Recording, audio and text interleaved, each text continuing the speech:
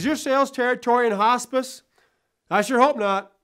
In today's video, I'll give you 10 steps to make sure your sales territory continues to live and grow in this challenging marketplace.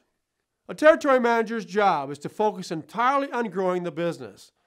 They need to constantly believe that anything is possible and nothing can hold them back from growing. As long as a seller can maintain the desire to grow and employ smart strategies to get through the tough times, success will follow.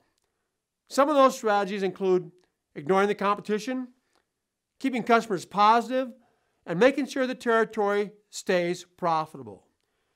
But when the going gets tough, we find out who the tough are or aren't. Unfortunately today, it seems that some territory managers are not as tough as they act.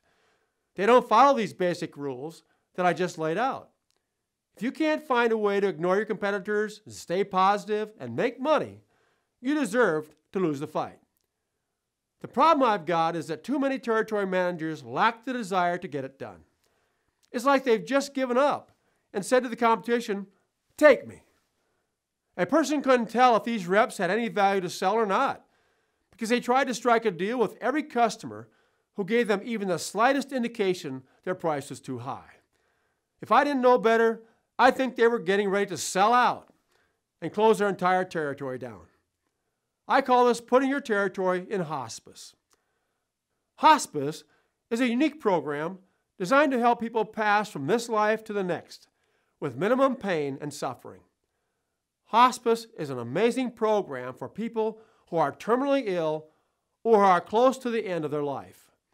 My father was placed under hospice care when he was dying. Those miracle workers changed everything about the care he was being given. Hospice changed everything. The doctors were trying to keep him alive, which kept him somewhat agitated and uncomfortable. But the hospice nurses helped him die peacefully and comfortably. In my opinion, it is one of the greatest blessings in healthcare. But hospice is a horrible thing for business. This year, so many seed sellers have simply given up. Planting season hasn't even started yet, and there's still seed to sell. We continue to find managers who have given up and entered into sales hospice. That's exactly how I would describe a number of sales territories in North America right now. And it's too bad for them and their companies. As I said, spring is almost here, and none too soon for some and much too soon for others. Some want the spring to be here so they can get their sales increases planted in the ground, while others would like more time to get additional sales. Either way, it's going to come, and when it does, every seed seller needs to be extra prepared. This spring is going to require more planning than any previous spring. Why? Because coupled with all of the indecision growers are experiencing this year are the many competitors who are waiting to prowl on your customers. Up until the moment the seed goes into the ground, they're going to be around. So the only way to protect yourself and your customers is to have a plan in place that allows you to maximize sales and minimize returns. Here are 10 key steps to keep your sales territory out of hospice. Number 1, take your current customers to 100%. If you've been following me very long, you know my definition of a customer. Someone who buys at least 51% of his needs from you. Anyone buying less than that is your competitor, because they're buying more from your competitor than they are from you. Customers buy more than 50% from you because they like you, they believe in you. So ask them to get on board and do all their business with you. If you don't ask, you won't get it. So try it. And you'll be surprised about how many of your good customers were just waiting to be asked. Number 2, ask every one of your current buyers, those who are not buying half and not willing to buy 100%, to go to customer level.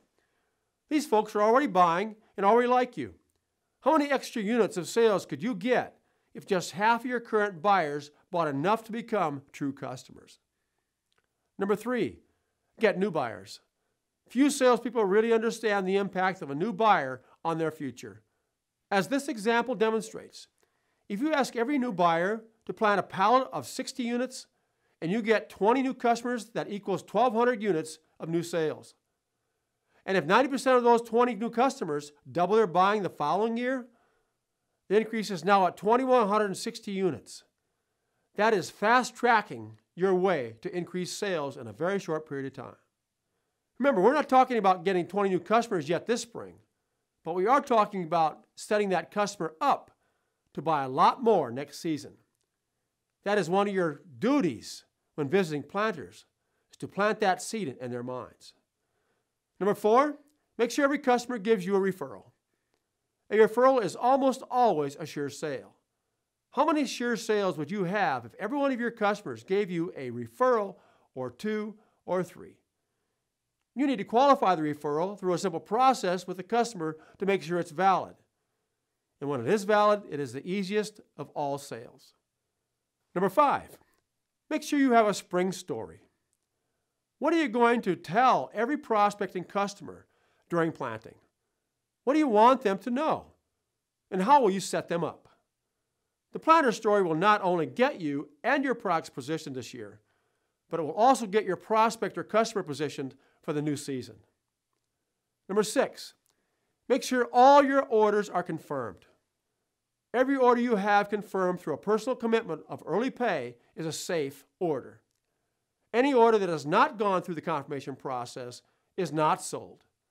You need to look at confirmation in this manner if you expect to squeeze the fat or unsold seed out of the system. I don't care how good a sales year you are having, there's always fat.